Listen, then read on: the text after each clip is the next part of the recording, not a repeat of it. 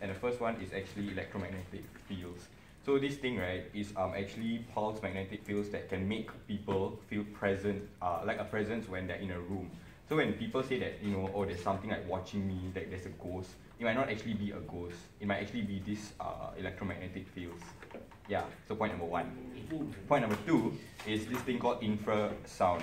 So this infrasound thing, right, is very low frequency sound that humans cannot hear, which is lesser than 20 hertz, yes, Hz.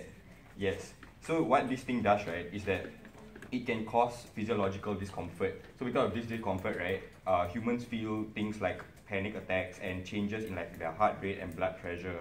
So they'll actually feel like there's something inside a room which has got to do with the presence again, but it's actually not a presence. So studies actually show that there's links between infrasounds and these bizarre sensations that they feel. For example, when, you know, they get chills down their spine, or, you know, when they feel uneasy and they panic because they think that there's a ghost in the room. There's actually no ghost in the room. Wait, hold on.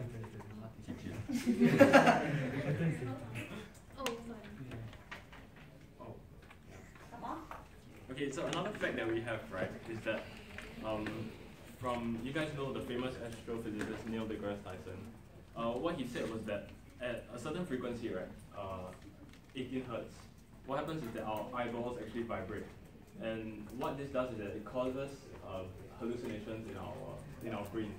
So this may be perceived by certain individuals as a strange phenomenon that isn't actually real at all.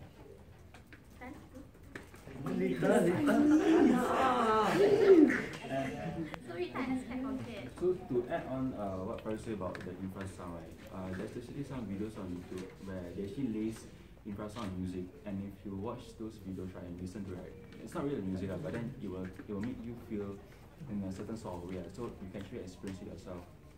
And yeah, the infrasound in music. Okay, so what I'll be talking about is about the carbon monoxide poisoning. So in houses like, let's say, in our haunted places, there could be traces and leaks of carbon monoxide wherever.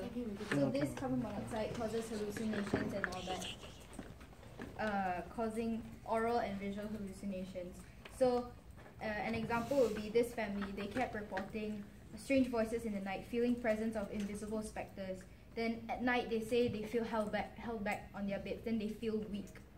Then they found out that they had a faulty furnace, and it was all carbon monoxide poisoning. So after that, when they got it fixed, now everything stopped happening.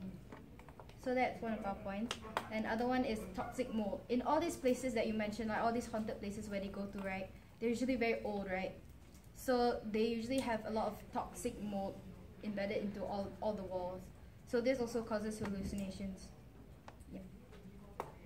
So moving on to cognitive research, bringing on my statements to Michael Nels, he's an assistant professor at Lafayette College under the Department of Psych.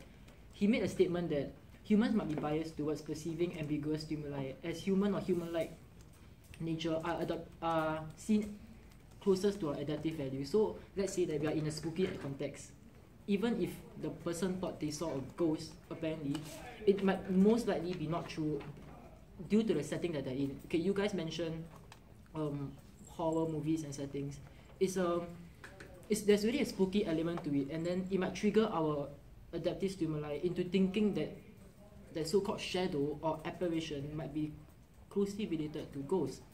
And therefore, we are not certain, so our perpetual systems actually calibrate to register the object as a human instead, which is also known as ghost, because it's not true.